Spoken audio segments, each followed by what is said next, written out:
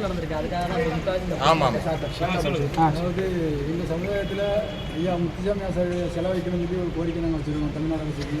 அது மட்டும் இல்லாமல் தென் மாவட்டத்தில் எங்கள் சமுதாய மக்கள் வந்து அதிகம் பாதிக்கப்படுறாங்க. இப்போ பார்த்தீங்கன்னா ஒரு 2 நாளைக்கு முன்னாடி கோயில்பட்டி மாவட்டம் எங்கள் சமுதாயத்தை சேர்ந்த இளைஞர் வந்து படுகொலை செய்யப்பட்டிருக்காரு. இதுக்கு இந்த அரசாங்கம் வந்து எந்த ஒரு பதிவுமே எங்களுக்கு இன்ன வரைக்கும் கொடுக்கல. இது மட்டும் இல்லாமல் ராணிப்பேட்டையில் எங்கள் சமுதாயத்தை சேர்ந்த ஒரு மாணவி படுகொலை செய்யப்பட்டிருக்கு. அதுக்கு எந்த ஒரு இதுவுமே கிடையாது. அப்போ எங்களோட ஓட்டு மட்டும் இந்த அரசியல் கட்சிகளுக்கு வேணுமா, இல்லை எங்கள் சமுதாயத்தை வந்து இப்படி ஒடுக்குமுறையாக நீங்கள் கொண்டு போகிறாங்க அப்படின்னு நினைக்கிங்க?